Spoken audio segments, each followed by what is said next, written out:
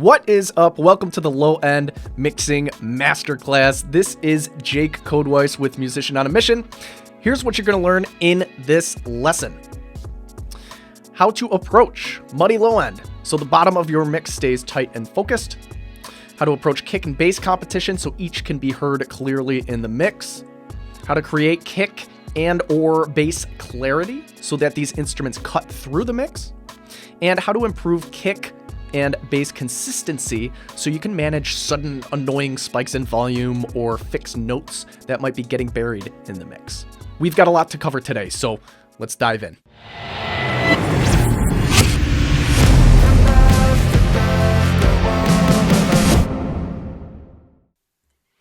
Everything you're about to learn assumes you have your listening environment dialed in. This means you've got your listening position set up properly and your room is acoustically treated, or you're listening on a reliable set of studio headphones, or maybe you've got some EQ compensation software, things like that. So all of this assumes that your listening environment is good. So let's start with muddy low end. Now, typically when a mix is described as muddy, it means that there's too much frequency content in the lows and the lower mids of the frequency spectrum. So let's talk about solutions. What are some ways you can fix this issue? You can rethink the arrangement. Ask yourself, are there too many elements competing for this range of the frequency spectrum and creating buildup? Do you need to go back to the production or recording phase and rethink the sound selection? So for example, maybe you've got a kick, 2 or 3 bass tracks, a sub, and 4 different synths, all kind of competing for space in the same area of the frequency spectrum. Is all of that really necessary, or could you mute something or afford to take something out completely, or rethink the parts, or transpose something up an octave so it sits in a higher frequency range? These are the kind of things that I want you to be thinking about. Now, technically, this is not mixing. This is more on the production side of things, but I just wanted to mention this as a potential solution for those of you who are also producing or working on your own music. A clean low end starts with the arrangement. It starts with selecting sounds that already play nice with each other. And then when it comes to the mix, you just carve them out a little bit more to tighten things up. So just something to consider as you're building out your tracks. So next possible solution, adjust the balance. Ask yourself, if you've got a muddy low end, does the balance hold up to your reference tracks? Your low end or low mid sounds, they could just be too loud in the mix. And maybe all you need to do is turn them down. And you can use metering to help guide you here, right? So for example, when I say metering, it just means measuring what's happening with your reference track versus what's going on with your mix, right? The production that you're working on. So I've been loving this plugin from Mastering the Mix it's actually called Reference. And it automatically level matches your mix to your reference tracks so you can make an apples to apples comparison. There are a whole bunch of metering kind of options so you can see what the differences are between your mix and your reference tracks. Highly, highly recommended. And just to be like straightforward with you and honest, they don't pay me to promote this plugin or anything. I'm not an affiliate. I just think this is a killer tool, and it's just phenomenal. Works great. So definitely worth checking out. Next solution for a muddy mix, think about filtering the competition.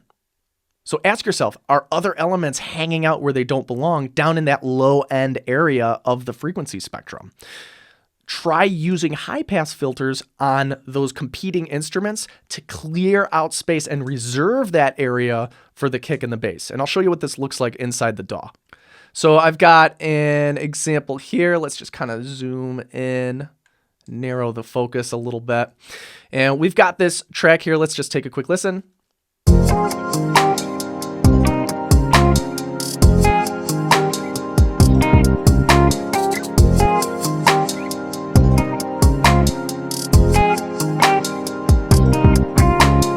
So let's say you're detecting some muddiness happening in the lows and the low mids. And we're talking about filtering the competing instruments. So things that are not the kick and the bass. All right. So we might take a look at the guitar here. Pull up an EQ, see what's going on. So the guitar is occupying some of this 100 to 200 hertz space here, and that's our low end. That's usually where our kick lives.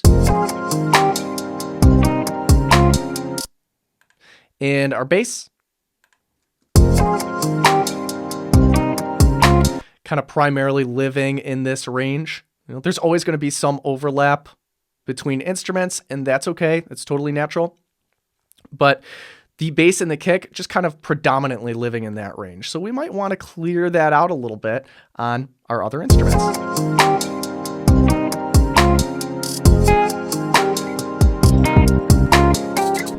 Well, not super noticeable right up front, but a little bit goes a long way. And as you start kind of adding filters to different instrumentation, you're going to find that the low end elements actually become clearer, right? They become more defined in the low end of the mix. So let's just check out the keys. Let's see what we got here. Kind of a little bit of content happening here. Not quite as much.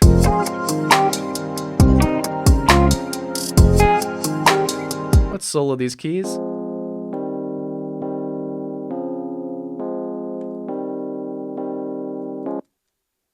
Kind of sloping out, right, starting at 200 and just kind of clearing this space up for the kick and the bass.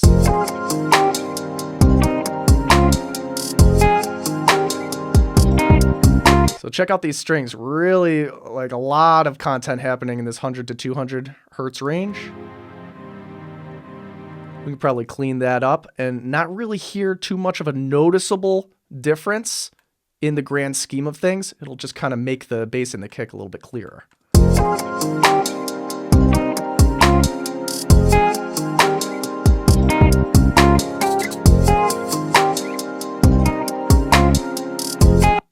And bells.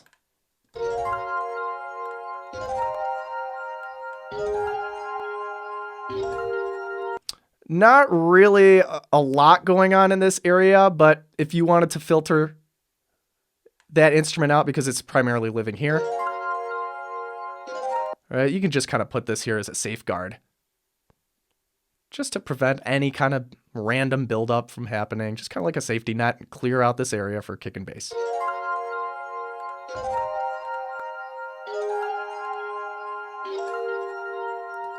Cool, and that's filtering the competition. Next, we've got kick and bass competition, meaning how to approach kick and bass when they're fighting each other. So let's talk about the problem. If you're not getting the tightness, the clarity, the separation that you need in the low end, chances are there's too much overlap happening in that 20 to 200 hertz area.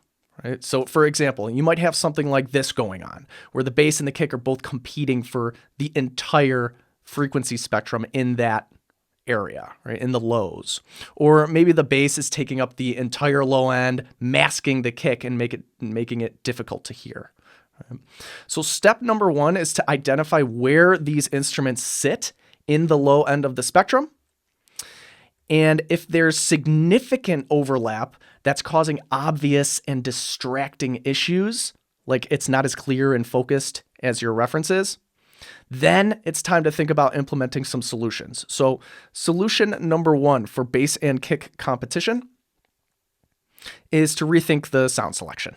Right? Again, not really a mixing solution, but just really reiterating that this is something to think about during production, right? During the recording phase and while you're building your tracks. Can you choose a different kick or a bass sound so that each element can occupy its own little slice of the low end of the spectrum? So for example, maybe the bass is stretching across the entire low end like this.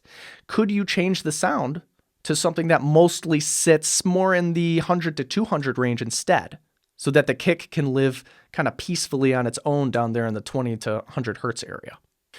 Next possible solution, think about replacing the kick. For example, maybe you're working with drum recordings where the kick sounds just kind of okay and solo, but when you add in the bass, it kind of loses all its punch and clarity and low-end definition. Well, can you use drum replacement to choose a new kick that sits better with the bass? Maybe you've got something like this going on, where the kick occupies the whole low end of the spectrum, including where the bass is sitting in the 100 hertz-ish range. Maybe you can replace that kick with a sample that sits more kind of favoring the 50 to 100 hertz range. So each element can really kind of have its own space. Next possible solution, use filtering. You can high pass one of the competing elements to create space in the mix. So for example, maybe the bass is already naturally kind of sitting in the 100 to 200 range above the kick. You might high pass any overlap on the bass to clear up that area for the kick so that it sounds nice and full. I'll show you what this looks like in the DAW. So we're going to take a look at the same example here. We've got a bass, and then we've got our kick here. I'm going to pull up EQs on both channels. See what's going on. So we've got the kick here on the left. We've got the bass on the right. Let's just take a look. So the kick is primarily living right here, right kind of between 50 and 80 hertz, and the bass, it's kind of stretching across this whole kind of low end, right? Some content here, some content here, right? Not as much content in the 100 to 200 range as the kick. So in a case such as this, I might decide to allocate the lower range for the kick and the higher range to the bass. And I would use a filter to do that.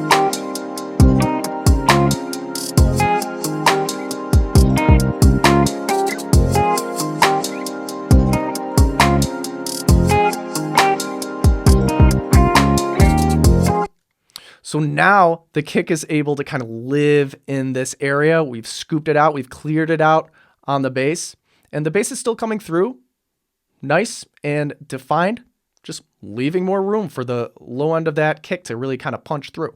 Let's take a look at another example here. Let's take a listen to the track.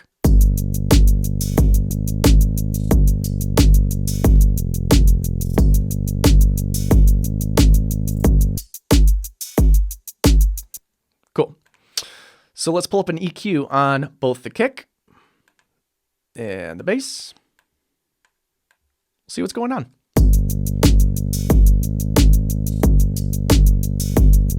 So same kind of deal, right? The kick is kind of sitting in this 50 hertz range, and then the bass kind of occupying the entire kind of low end of the spectrum here. So what we could do is we can filter out. I would just kind of filter out the bass in this instance.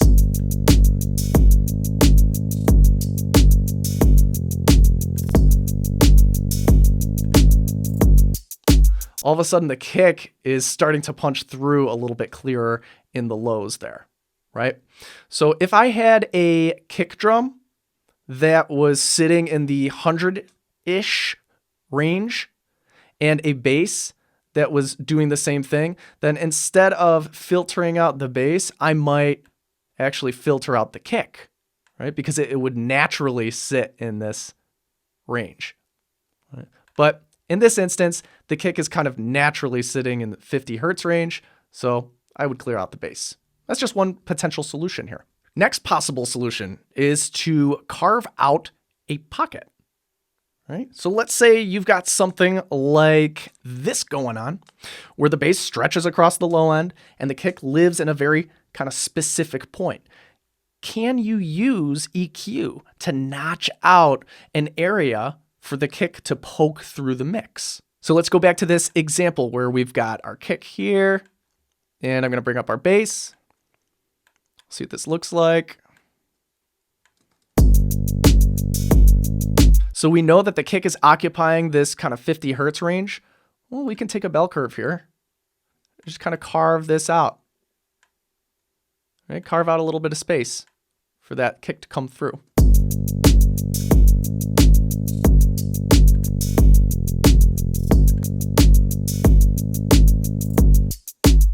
Little bit more definition happening here on the kick, right? Cleaning things up, just making things a little bit tighter.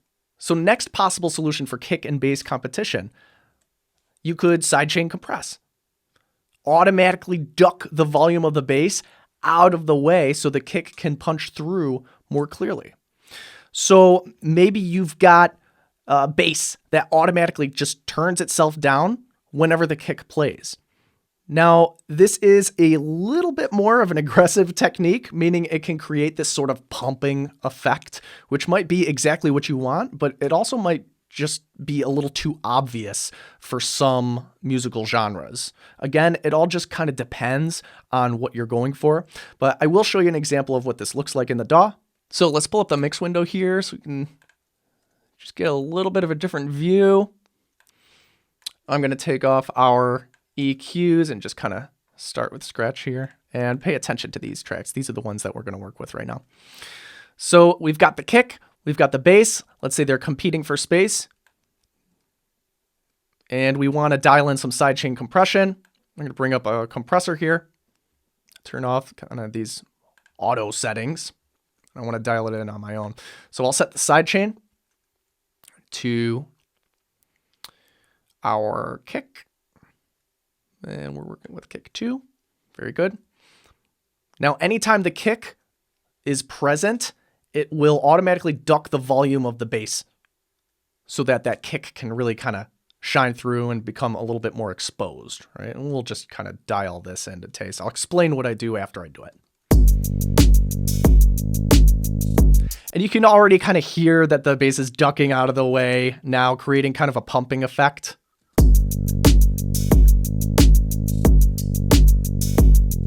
I'm doing the fastest attack so that the bass lowers in volume immediately. The compressor immediately clamps down on the sound when it detects the sound of the kick.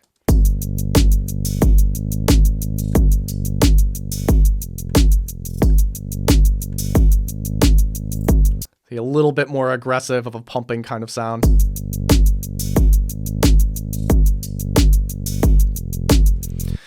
And the release is really, this is just kind of a musical tool. Like, how do you want the bass to return to its original volume? You know, how long do you want it to take to kind of swell back in? You know, it could be very, very short, instantaneous,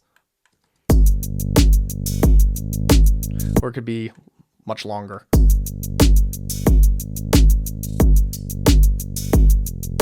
So I kind of aim to have the needle barely hit 0 before the next kick hit, just to kind of keep it in tempo and kind of keep it breathing and pumping with the mix. But you do you. You do whatever kind of sounds good for the mix and kind of sits well.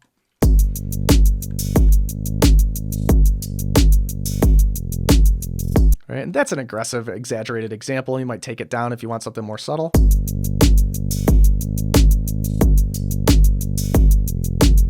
But still very kind of distinct kind of sound, distinct kind of pumping effect. Next solution for if kick and bass are kind of fighting each other for the low end, you could use sidechain multiband compression. Right? This is a bit more of an advanced technique where instead of ducking the volume of the competing instrument, you duck just the competing frequency range out of the way with multiband compression, right? So for example, let's say you've got a bass that stretches across the entire low end, as we've been kind of seeing, and a kick that just lives in this little pocket around 50 hertz. You could add a multiband compressor to the bass, target just that 50 hertz area, and sidechain it to the kick. So whenever that kick hits, the compressor only turns down 50 hertz on the bass. You could set this up with a dynamic EQ or something like that as well. Let me show you what this looks like in the DAW. So I'm going to pull up my favorite multiband compressor here, and I'm going to sidechain it to the kick. And I'm going to go ahead, I'm going to add a new band. Make sure the sidechain is set up correctly.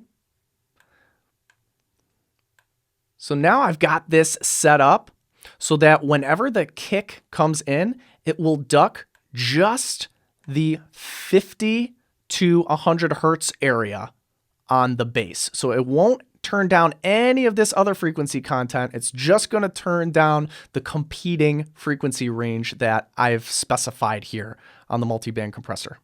Let's check it out.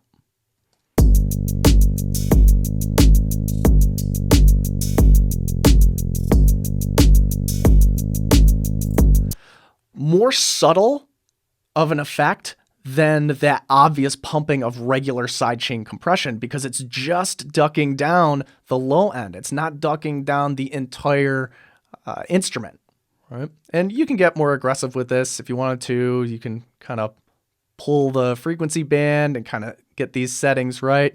But that's the general idea, all right? Let's get a little bit more exaggerated.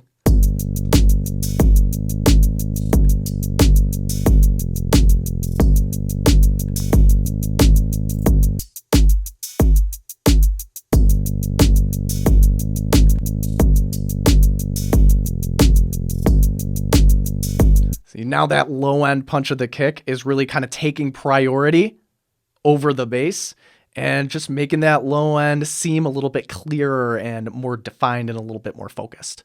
Next possible solution for kick and bass competition. This is what I like to call smart sidechain. Again, a little bit more of an advanced technique. This is where you use a smart plugin like Track Spacer to automatically detect and duck the exact competing frequencies out of the way. So for example, we've got our bass hogging the frequency spectrum again. Then you could sidechain a plugin like Track Spacer, and I'm going to show you what this looks like in just a second. But basically that would detect where the exact competition is happening and duck only those exact frequencies. Let's take a look at this. So we will pull up a plugin called Track Spacer. You don't have to use this exact plugin. You can use any kind of smart plugin, but this is just my favorite. I think it's awesome. I'm going to go ahead, sidechain that to the kick, and let's see what happens.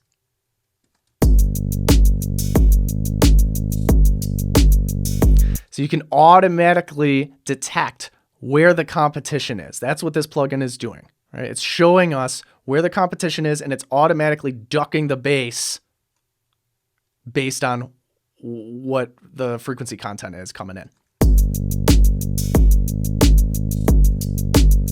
Now I can turn that up. Let's get more aggressive and exaggerated with it.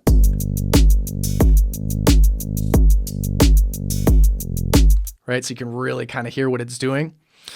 Now, what's cool about just this plugin in general is that you can also target where the plugin is actually working, right? So there's obviously some overlap and some competing frequencies kind of more towards the mid-range.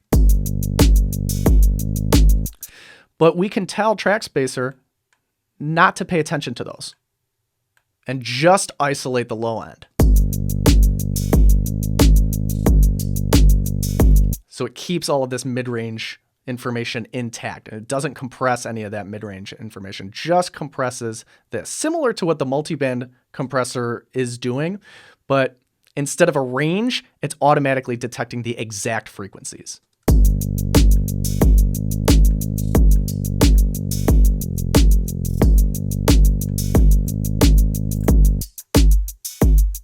Right, and you can, if you turn this filter up and isolate only kind of this section, then you can really kind of dial it in a lot and have it still kind of sit well in the mix and sound subtle.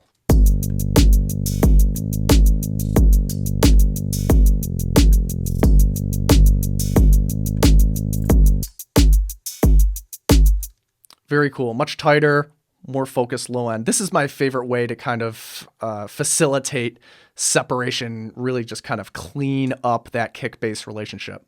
Next, let's move on to kick and bass clarity. So when the kick or the bass isn't cutting through the mix enough, the first instinct might be to turn one of these instruments up or just boost the low end. But if you're not getting the presence or the definition to where the instrument cuts through the mix, chances are there's actually not enough mid-range or high-end frequency content on this part of the spectrum. Just because these instruments are known to primarily fill out the low end of the spectrum doesn't mean that there isn't important stuff going on in the upper ranges. So if there's a lack of clarity on either of these instruments, kicks or basses, here are some solutions. You could add a layer. right? Layer in a different instrument playing the same part to fill out those upper frequencies. Again, this is more on the production side of things rather than the mixing side, but just another solution to consider. For example, let's hop over to the next kind of set of tracks here. Let's take a listen.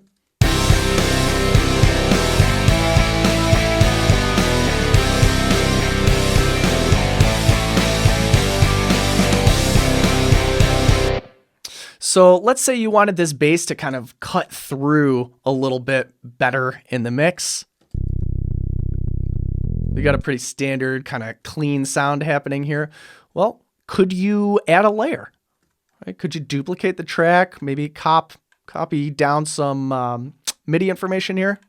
Bass 3, I'm just going to say layer. And choose a different sound.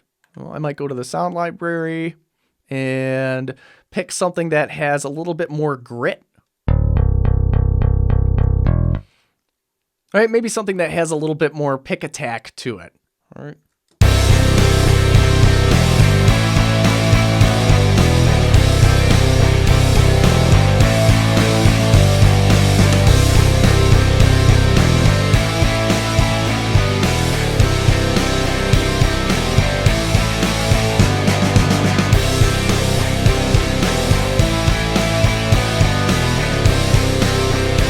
Right? Or maybe you choose the same kind of track here and add, instead of adding a completely different sound, maybe you add a different amp sim. All right, so we've got kind of a clean bass sound here. I've duplicated the track, dragged it down. I'm going to say grit. Can we add an amp sim to it? A punk pick bass. Let's see what that sounds like. So obviously some more mid-range content there, right?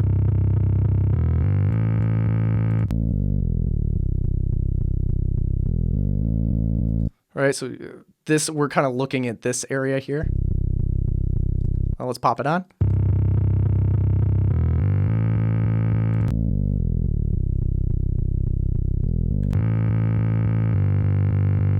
You can see this area starts to fill out a little bit. Right. So can we blend that in to a place where it actually starts to cut through the mix?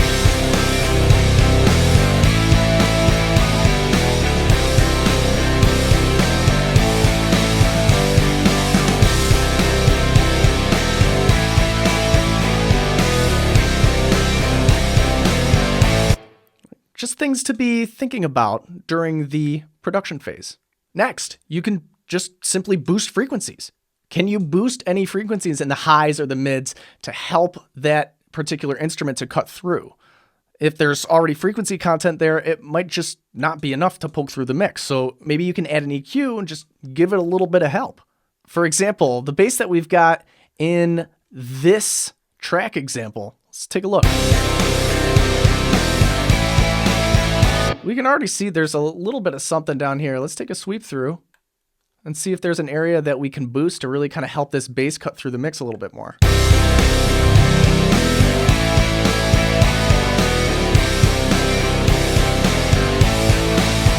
And not really a lot of frequency content up there, so probably in this area.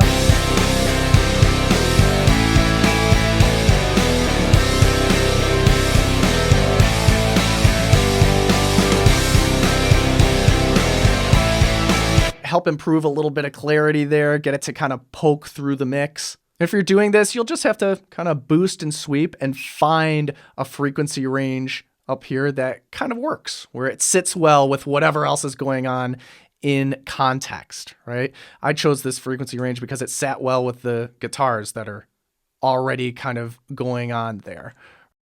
And another thing that you can do here is, if you've boosted this area on a bass, you could help to kind of improve that clarity and that definition by then going to any other competing instruments in that mid-range and cutting the same area. So for this example, it would be guitars.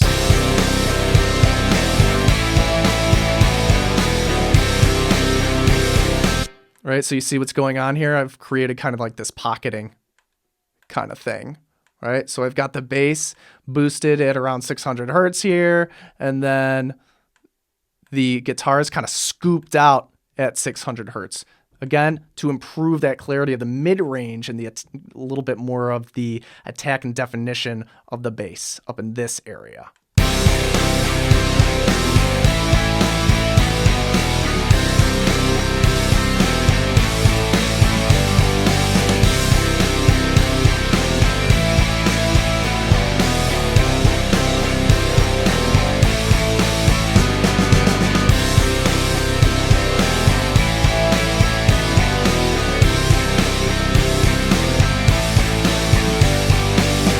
Cool. So just another approach, another potential solution. You could do the same thing for a kick drum. Right? Let's pull up our kick here. If you wanted the kick to cut through the mix a little bit more, the answer is probably not in this part of the range. It's probably a little bit more up in this part of the range. Right? Let's do just kind of like a sweep and boost to see where the kick will cut through. You could already kind of see it here in the upper mids.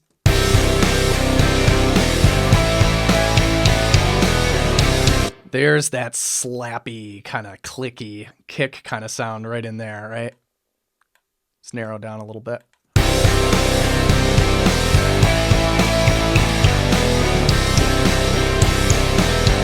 So really you could boost anything kind of up in here to get that kick attack to really kind of cut through everything else in the mix if you need to, right? If it's already naturally kind of clicking and kind of kicking through the mix, regardless of the genre, right? I know this is a rock genre. There's a lot of guitars and things like that, but if you're working in any other genre, really, and you need that kick to cut through the mix, look in this part of the frequency spectrum and do kind of like a sweep and boost through to find where that magic frequency is to help it kind of cut through the mix.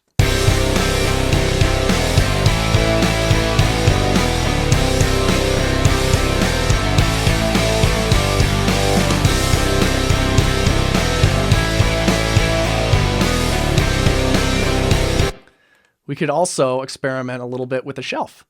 See, maybe we can use just a high shelf to get that to click through a little bit better.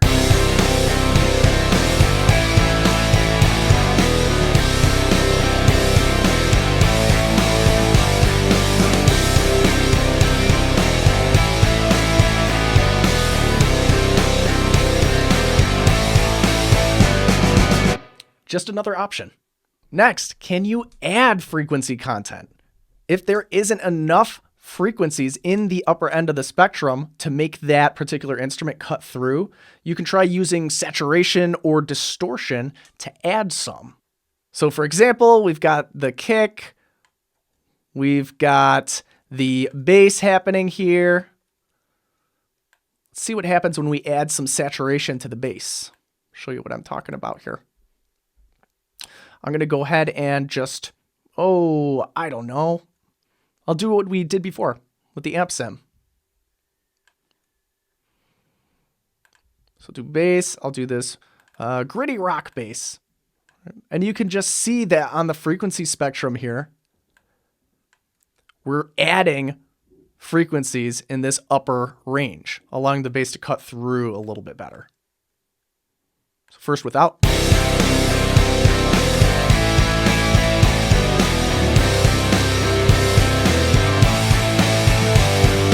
So notice there on the spectrum, we've added frequency content here, right? Because we've got some saturation going on. And in solo, first without. That's an absence of that upper mid frequency content. And then with. We're adding some distortion and some saturation there, adding frequency content here. Help that bass cut through a little bit better.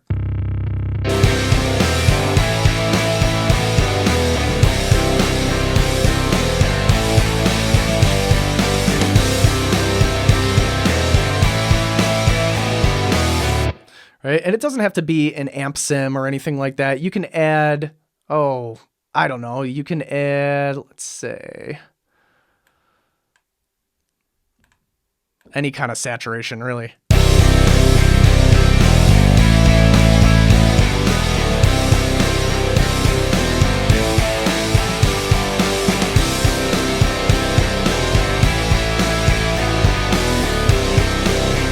Look at all that content.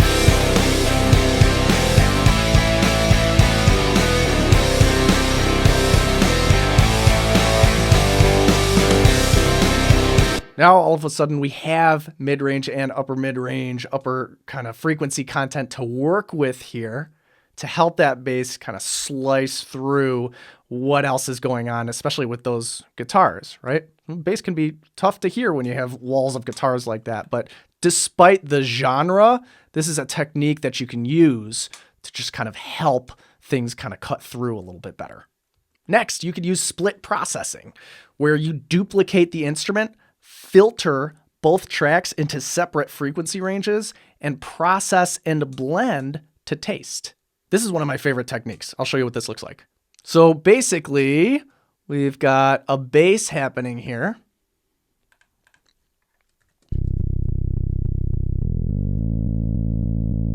And this bass currently has low end content. It's got a little bit of kind of mid-range content here, but not much.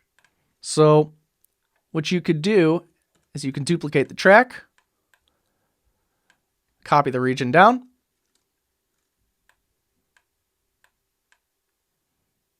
I'm going to name this bass low, and then this I'll name bass high. And you can do this on kick drum too. Doesn't really matter. Totally up to you. And on the bass low track, what I'll do is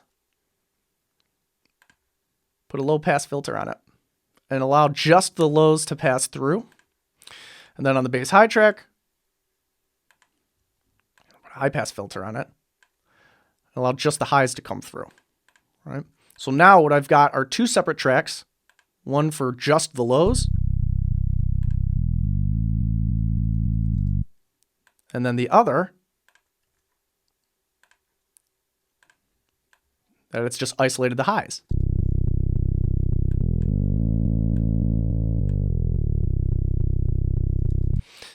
Now, what I can do is I can control each of these independent of one another.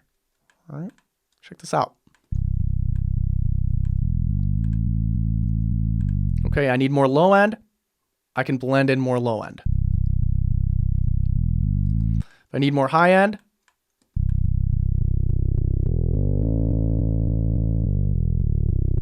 I can blend in more high end, right?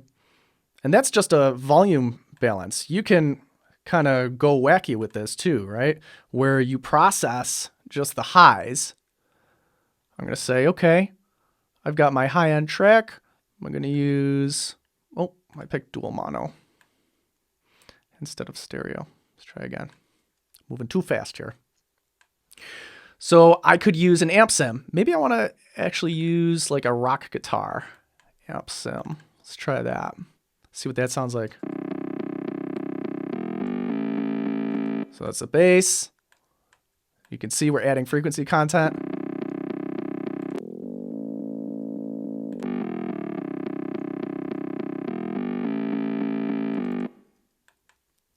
All right. So now we've got the low end, which is nice and clean, and then we've got kind of like this gritty mid-range and this high end that we could blend in.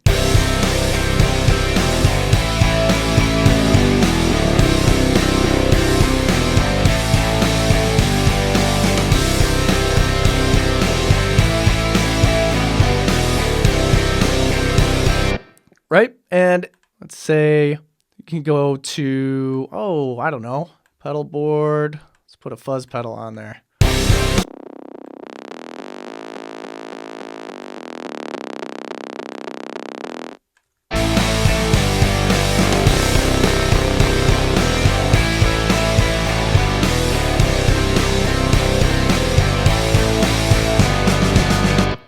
Right? Just another potential solution to kind of separate the lows from the upper range of the spectrum so that you can really narrow in on each of these frequency ranges and get yourself something dialed in that fits well with the mix. A little bit more control, a little bit more flexibility.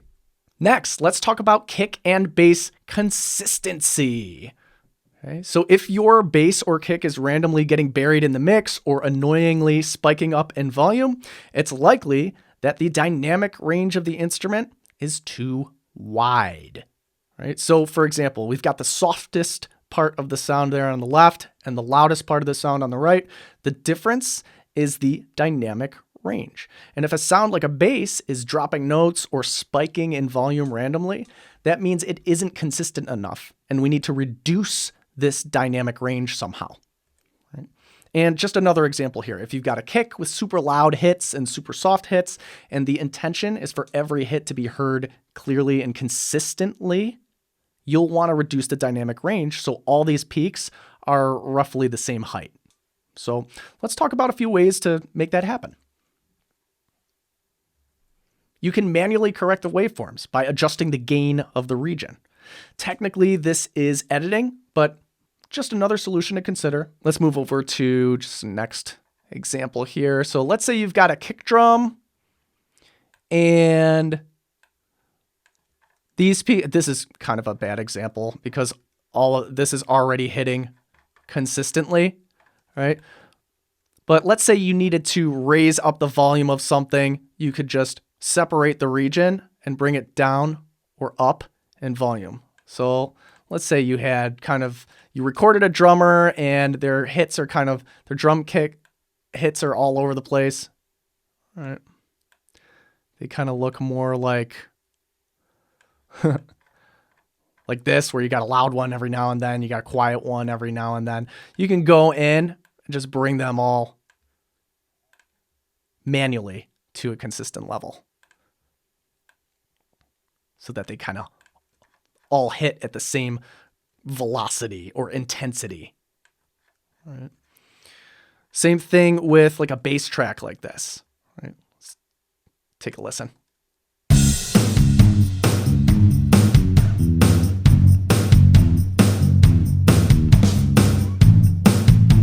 So some of these notes are easy to hear. Some of them kind of get a little bit buried in the mix. We could turn it up a little bit.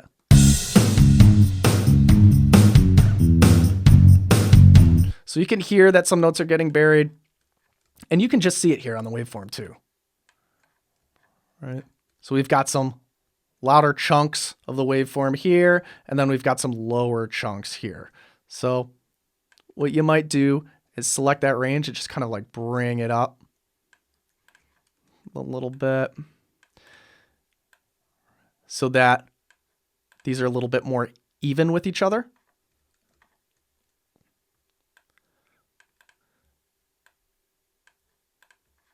Right. And then you would go on and just kind of bring the waveforms closer to one another. If you do that, just make sure that you crossfade things like this.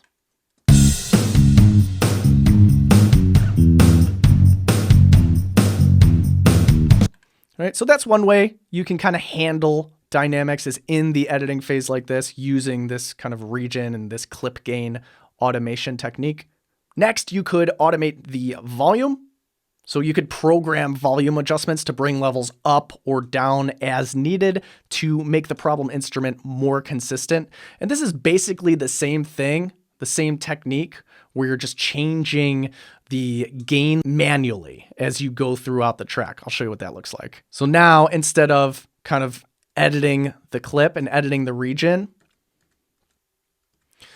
you would manually address dynamics using volume automation. And what I like to do is, if I'm going to volume automate things, I like to use a gain plugin instead of the fader. Just because if I need the overall volume of the track to change, I don't like that fader just kind of like snapping back and forth on me. I still like to have overall control. So I'll do volume automation with an actual gain plugin here. So here's what that would look like. We could come in here, say gain, and I could locate, where the lower notes are, and bring them up a little bit, and the higher notes, and I could say, okay, we need to reduce the dynamic range, so I want to bring those down a little bit, kind of go through, so on and so forth in this way. This is less, how do I say this? This is like a less desirable option to me because I can't go through and quickly see what's happening with the waveform, right? I can't use the visuals as an aid here. I have to make these adjustments and then I have to listen through the track.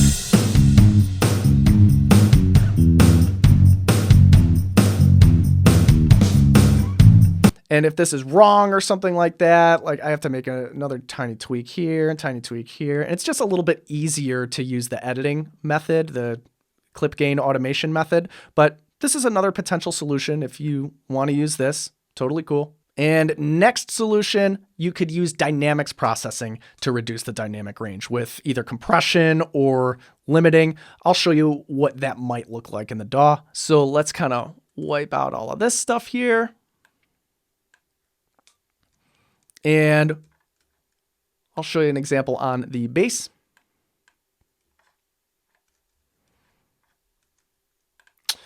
I might do some hard limiting on a bass to make it more consistent.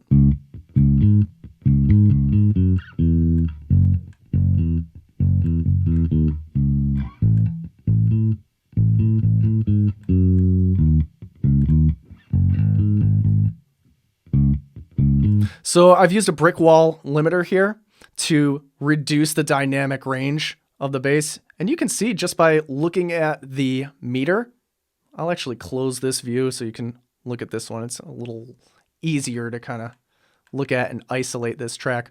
But basically when the limiter's off, you'll notice that this meter jumps all over the place.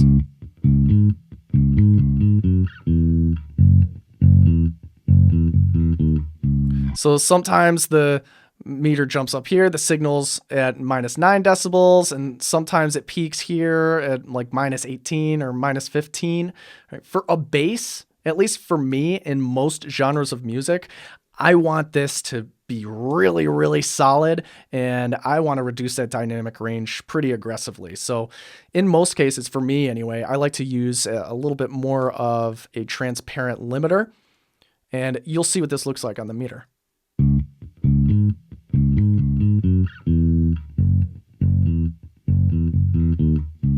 Everything just pegged right here at -15 decibels, right? Without.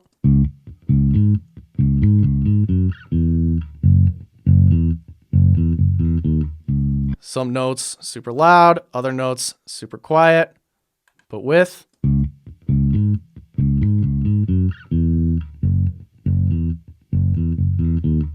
The dynamic range is in a nice tight little box, and it makes it easier to just kind of sit the instrument in the mix, right? And we can always turn up the output gain a little bit if we wanted to increase the volume.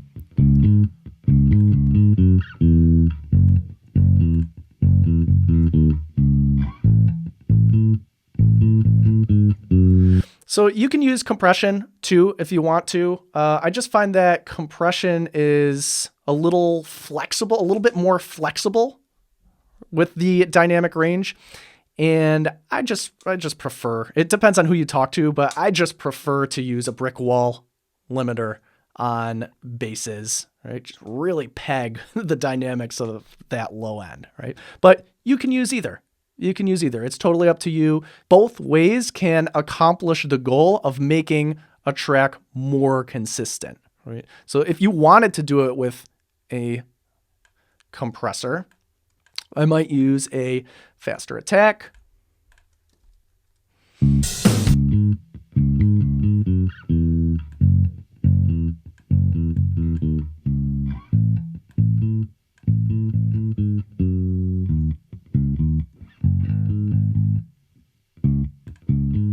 Might use the auto release setting.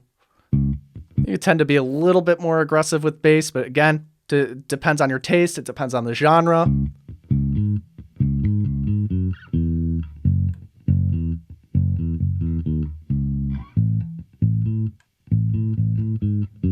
See, now you can even see on the meter here that a compressor is actually also pretty flexible, right? You see there's still quite a bit of dynamic range.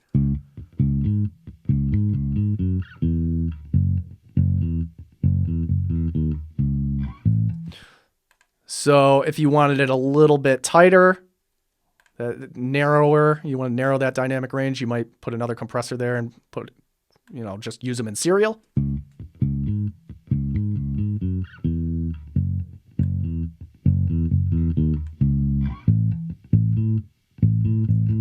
Now we're starting to get kind of like this squashiness kind of sound. So you'd have to kind of play with the attack and release settings to get it sitting where you'd want. Again, I just find it easier and quicker to find a more transparent kind of limiter and then just peg the sound.